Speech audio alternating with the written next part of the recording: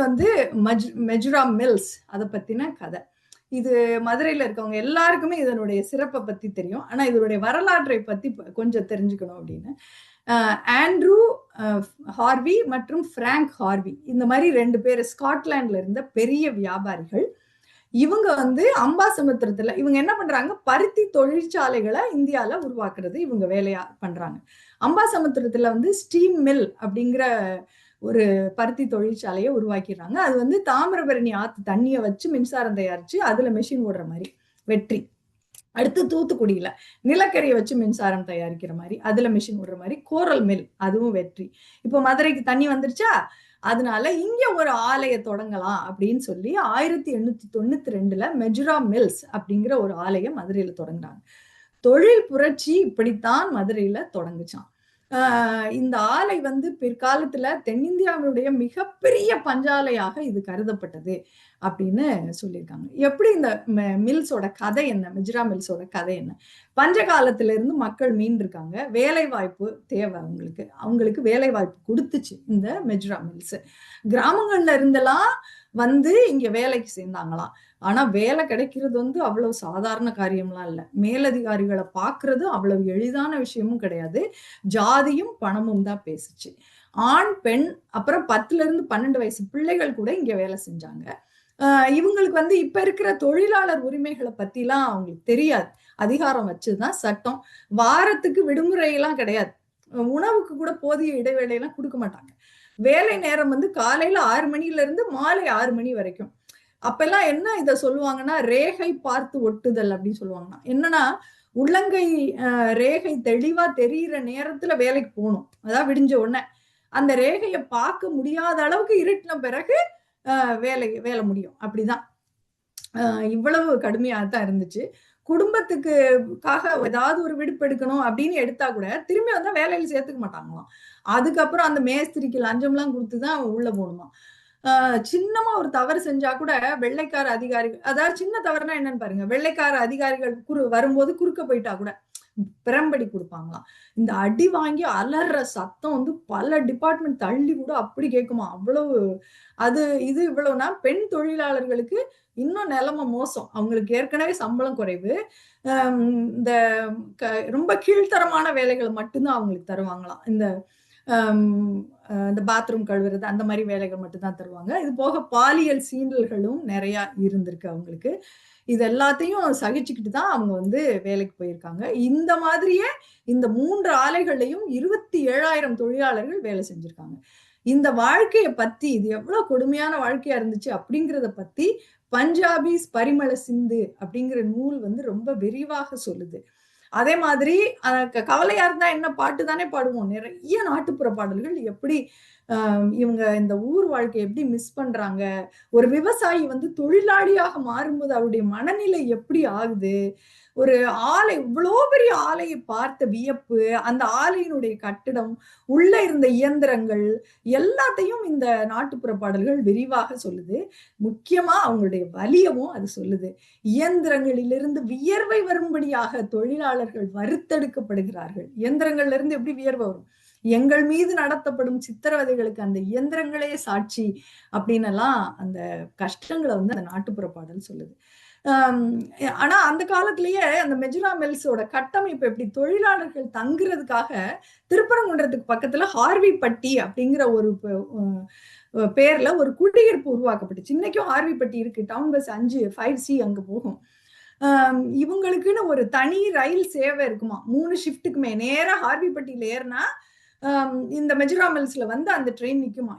இது இந்த வேலையை பார்க்கிறவங்களுக்கு மட்டுமே விடப்பட்ட ரயில். இது வந்து மதுரையுடைய பெரிய ஸ்டேஷன் மதுரை ஜங்ஷன்ல கூட இந்த ட்ரெயின் நிக்காது. இது வந்து இந்த மக்களுக்காகவே உள்ளது. ரயில்வே ட்ராக்கே வந்து மெஜுரா கோட்ஸ் வளாகத்துக்குள்ள போய் வெளியே வர்ற மாதிரி அமைச்சிருந்தாங்களாம். இந்த தொழிலாளர்களுடைய பிள்ளைகள் படிக்கிறதுக்காக மெஜுரா லேபர் வெல்ஃபேர் ஸ்கூல் அப்படின்னு பையங்களுக்கு, மங்கையர்கரசி பள்ளின்னு பெண் குழந்தைகளுக்கு, அதே மாதிரி அதிகாரிகளுடைய பிள்ளைகள் படிக்கிறதுக்கு விகாசா பள்ளின்னு பசுமலைக்கு மேல இதெல்லாம் ஏற்பாடு பண்ணி வச்சிருக்காங்க. இப்பவும் விகாசா பள்ளிகள் இருக்கு. அதுவும் இதுவும் ஒன்னான்னு எனக்கு தெரியல. 1917ல பார்த்தோம்னா ரஷ்ய புரட்சி வந்து வருது. அப்பதான் வந்து 1918 மெஜ்ரா கோட்ஸினுடைய தொழிலாளர் சங்கம் தொடங்கப்படுது. அப்பதான் சம்பள உயர்வு, வேலை நேர குறைப்பு, ஒரு மேஸ்திரிகளுடைய ஆதிக்கத்தை எதிர்த்து, இது எல்லாத்தையும் எதிர்த்து முதல் வேலை நிறுத்தம் 1920 நடக்குது. பெண்கள் நிறைய பேர் இந்த போராட்டங்கள்ல பங்கேற்றாங்க. இவங்க வச்ச எல்லா கோரிக்கையையும் நிர்வாகம் ஏத்துக்கிருச்சு. 2ஆம் உலக போருக்கு பிறகு அந்த தொழிலாளர் சட்டம்லாம் கொண்டு வரப்பட்டு நிலைமை மாறி ஒரு நல்ல ஊதியம் கொடுக்க தொடங்குது. அப்பெல்லாம் பார்த்தா அந்த நிலைமையெல்லாம் மாறினதுக்கு அப்புறம், ஓ, மெஜ்ரா கோட்ஸ்ல வேலை பார்க்குறீங்களா அப்படிங்கிறதே ஒரு பெரிய பெருமையா இருக்குமா. அந்த அளவுக்கு அந்த நிலைமை வந்து மாறி அவங்க ரொம்ப நல்லா தொழிலாளர்களை நடத்த தொடங்கியிருக்காங்க. அரசாங்க வேலையை விட அதிக சம்பளம் அங்க கிடைக்க தொடங்கியிருக்கு. மெஜ்ரா கோட்ஸ்ல வேலை பார்த்தா சீக்கிரமா பொண்ணுலாம் கூட கிடைச்சிருமா. சம்பள நாள் அன்னைக்கு இவங்க நிறைய சம்பளம் வாங்கிட்டு வருவாங்க அப்படின்னு சொல்லிட்டு வெளியே ஒரு பெரிய பஜாரே நடக்குமா. எல்லா விக்கிறவங்க எல்லாம் இங்க வந்து அன்னைக்கே வித்துறணும் அப்படின்னு. அப்படிதான் வந்து காஃபி எல்லாம் மதுரையில வந்து அந்த காஃபி டீ அறிமுகப்படுத்தப்பட்ட கதை படிச்சிருக்கேன். ஆனா மெஜ்ரா கோட்ஸ் வாசல்ல தான் அது நடந்துச்சுன்னு எனக்கு தெரியல. காஃபியை வந்து அப்படிதான் அறிமுகப்படுத்தினாங்களாம். முதல்ல இலவசமா குடிக்க தருவாங்களாம். எப்படி நம்ம காஃபிக்கு அடிமையானோம் பாருங்க. முதல்ல இலவசமா காப்பியை குடிக்க தருவாங்களாம். அதுக்கப்புறம் சாப்பாடு கொண்டு வர்ற தூக்குவாளியில அவங்களே சும்மா ஊத்தி கொடுத்து வீட்டுக்கெல்லாம் கொண்டு போங்க அப்படின்னு. அப்புறம் அந்த சுவைக்கு நம்ம ரொம்ப அடிமையானதுக்கு அப்புறம் மெதுவா அப்படியே காப்பி தூளை நம்மகிட்ட வித்துருவாங்களாம். இன்னைக்கும் வந்து டெட்லி டீ பேக்ஸ் நமக்கு தெரியும். அதோட எடிபிள் ஸ்ட்ரிங்கை வந்து மெஜ்ரா கோட்ஸ் தான் தயாரிச்சிட்டு இருக்கு. இன்னைக்கு இந்த தொழில்நுட்ப வளர்ச்சிலாம் வந்ததுக்கு அப்புறம் வெறும் 1500 தொழிலாளர்கள் தான் மெஜ்ரா கோட்ஸ்ல வேலை பார்க்குறாங்க. மதுரைக்கு ஒரு தொழில் புரட்சி கொண்டு வந்த மெஜ்ரா கோட்ஸினுடைய அடையாளமாக இருக்கிற அந்த ஃப்ளை வீலை வந்து நம்ம இப்பவும் பார்க்கலாம். நான் அமெரிக்கால வசிக்கிற நகரம் கூட 1839 ராஸ்வெல் மேனுஃபேக்சரிங் கம்பெனியால தொடங்கப்பட்ட ராஸ்வெல் மில்ஸ் அப்படிங்கிற பருத்தி ஆலையால் உருவாக்கப்பட்ட குடியிருப்பு தான் இப்ப இருக்கிறது. அதனால என்னால அதை தொடர்புபடுத்திக்க முடிஞ்சது. அடுத்ததாக நம்ம வந்து ரயில் அப்படியே ட்ரெயின்ஸ் பத்தி நம்ம பேச போறோம். மதுரைக்கு எப்போ ரயில் வந்தது? கிழக்கிந்திய கம்பெனி வந்து வியாபாரத்தை விரிவுபடுத்துறதுக்காகவே நிறைய கட்டமைப்புகளை உருவாக்குச்சு. அதுல ஒன்றும் மாற்று கருத்தே இல்லை. ஆனா அதே மாதிரி இந்த ஆங்கிலேயர்கள் நம்மளை அப்படியே சுரண்டி போட்டுட்டு போனதுக்கு அப்புறம் மிச்சம் இருந்து நம்மளை தூக்கி விட்டதுன்னு சொன்னா இந்த கட்டமைப்புகள் தான். அதுல முதலாவது இன்னைக்கும் உலக புகழ் பெற்றதா இருக்கிற இந்த ரயில்வே துறை, அதுக்கப்புறம் தபால் துறை, கல்வி நிறுவனங்கள், இது எல்லாத்தையும் பத்தி நான் அடுத்தடுத்து சொல்ல போறேன். அதனால இந்த கட்டமைப்புகள் மிகவும் சிறப்பு. எப்படி இந்த ரயில் உருவாச்சு அப்படின்னா, இந்த இந்தியாவின் முதல் சரக்கு ரயில் வந்து 1837 வந்துச்சு, ஓடிச்சு. முதல் பயணிகள் ரயில் 1853 ஓடிச்சு. இதெல்லாம் இந்தியால வந்து ரயில்வே கம்பெனி தொடங்குறது ஒரு லாபகரமான தொழிலா இருக்கு அப்படின்னு நிறைய பேரு ஆங்கிலேயர்கள் இங்க வந்து அந்த தொழிலை தொடங்கினாங்க. Red Hills railway, Madras railway, east Indian railway company, east coast state railway, Calcutta tramway, இப்படி பல கம்பெனிகள் தொடங்கப்பட்டுச்சு. ரயில்வே வந்து தனியார் துறையில தான் இருந்தது. 1907 தான் அது அரசாங்கத்துக்கிட்ட வந்துச்சு அந்த ரயில்வே துறை. அவங்க வந்து என்ன பண்ணாங்க, இந்த மாதிரி முதல்ல ரயில்வே துறை தொடங்க போறப்ப எங்க இந்த ரயில்வே பாதை அமைக்கலாம் அப்படின்னு அவங்க பார்த்தப்போ, எங்கெல்லாம் பருத்தி ஆலைகள் இருக்கு, எங்கெல்லாம் நிலக்கரி சுரங்கங்கள் இருக்கு, இதைத்தான் அவங்க பார்த்தாங்க. அப்படி இருந்த ஊர்களையா அவங்க தேர்ந்தெடுத்தாங்க.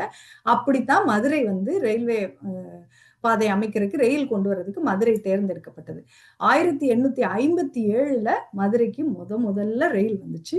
மக்கள் வந்து முதல்ல இதை பார்க்கவே பயந்தாங்க. ஏன்னா அது வரைக்கும் யானை, குதிரை, மாட்டு வண்டி இதெல்லாம் தான் நகர்ந்து பார்த்திருக்காங்க. என்னடா அது ஒரு இயந்திரம் நகருது, புகையை வேற கக்கிக்கிட்டே வருதுன்னு ஓடி ஒழிஞ்சாங்க. ஏதோ ஒரு தெய்வீக சக்தி தான் இயக்குது, அதுக்காக ஒரு குழந்தையும் ஒரு இளம் தம்பதியும் பலி கொடுக்கணுமா, அதுக்காக ஆள் தேடுறாங்க அப்படின்லாம் வதந்தி வேற. அப்புறமா கொஞ்சம் கொஞ்சமா இதெல்லாம் பயம்லாம் விலகி ஒரு ரயில் வருது அப்படின்னோன்னா அதை பார்க்கறதுக்கு ஒரு பெரிய கூட்டமே வந்து கூடி நிக்குமா அந்த ரயிலை பார்க்கறதுக்கு. நிலக்கரி இன்ஜின் தானே, அதனால ஒரு கரும் புகை அப்படியே வானத்துல கக்கிக்கிட்டு வரும். அந்த ட்ரெயின்ல போயிட்டு வந்தாலே முகம், நம்ம உடை இதெல்லாம் கருப்பாயிருமா. ஒருத்தர் பேய் பிடிச்ச மாதிரி கருப்பா வந்தா இவர் ட்ரெயின்ல வந்திருப்பார் போல அப்படின்னு அந்த காலத்துல சொல்லுவாங்களாம். முதல்ல வந்து ஆங்கிலேயர்கள் தான் ரயில்வே நிர்வாகம் முழுசையுமே அவங்க தான் நிர்வாகம் பண்ணாங்க. அப்புறம் தான் நம்மளாலே முடியாதுன்னு சொல்லி இந்தியர்களையும் அந்த ரயில்வே துறையில அவங்க வேலைக்கு சேர்த்துக்கிட்டாங்க. மதுரையை சுத்தி இருந்த கோட்டை சுவர்கள் இடிக்கப்பட்ட பிறகுதான் மதுரையில மேலவெளி வீதிக்கு வெளியே ஒரு பெரிய ரயில் நிலையம் கட்டுனாங்க. ரயில்வே காலனியும் அங்க கட்டினாங்க. மற்ற ஊர்கள்ல இருந்து பயணிகள் வந்தா தங்குறதுக்கு பெரிய வசதிகள்லாம் முதல்ல இல்ல. இப்ப ரயில் வந்துருச்சுன்னா நெறைய பேர் வருவாங்கல்ல. சில விடுதிகள் அதுலயும் ஆங்கிலேயர்கள் மட்டுமே தங்கலாம். அப்புறம் அடுத்தபடியா பிராமணர்கள் மட்டுமே தங்கலாம் அப்படிலாம் இருந்தது. மங்கம்மா சத்திரத்துல மட்டும் 97 அறைகள் இருந்துச்சு. அது பிராமணர்களுக்கு தனியா, மத்தவங்களுக்கு தனியா அப்படின்லாம் இருந்துச்சு. அப்புறம் நீதி கட்சி வந்ததுக்கு பிறகு, சுதந்திர போராட்டங்கள்லாம் வலுப்ப ஆன பிறகு தான் இந்த எல்லாருக்குமானதாக அது மாறுச்சு. குதிரை வண்டி அப்பல்லாம் வந்துட்டு இந்த ஒன் டே ட்ரிப்ன்னு இப்ப சொல்றாங்கல்ல, அது ஊர சுத்தி பார்க்கலாம். அந்த மாரி மதுரையில வந்துட்டு மதுரைக்கு குதிரை வண்டி, மாட்டு வண்டியெல்லாம் வாடகைக்கு ஒரு நாள் வாடகை ரூ. 3 எடுத்துக்கிட்டு ஊரெல்லாம் சுத்தி பார்ப்பாங்களாம். அ ரயில் வந்தோனே தான் மதுரைக்கு வந்து மெஜ்ரா கோட்ஸ் வந்துச்சு. அதுக்கப்புறம் மதுரையோட மல்லி, மேற்கு தொடர்ச்சி மலையோட ஏலக்காய், பருத்தி, அந்த சுங்கடி சேலைகள், மீன் இதெல்லாம் பல ஊர்களுக்கு போறதுக்கு ரயில் வந்து முக்கிய காரணமா இருந்தது. எல்லாத்தோட முக்கிய ஒண்ணு, மக்கள் சாதி வித்தியாசம் பார்க்காம ஒண்ணா உட்கார்ந்து பயணம் செஞ்சாங்க ரயில்ல. இன்னைக்கும் மதுரை ஜங்ஷன் வந்து எப்பவும் பிஸியா தான் இருக்கும். பல மொழிகள் பேசுவாங்க அங்க இருக்கிறவங்க. ஹிந்தி, மலையாளம், தெலுங்கு, கன்னடம் என்ன வேணாலும் பேசி பேசி அற வேணுமா அப்படின்னு கேட்பாங்க. வெளிநாட்டுக்காரங்க வந்தா இங்கிலீஷ், ஸ்பானிஷ், பிரெஞ்சுலாம் கூட பேசுவாங்க. அவ்வளவு பிஸியா மதுரையினுடைய ரயில்வே துறை இயங்கிக் கொண்டு தான் இருக்குது.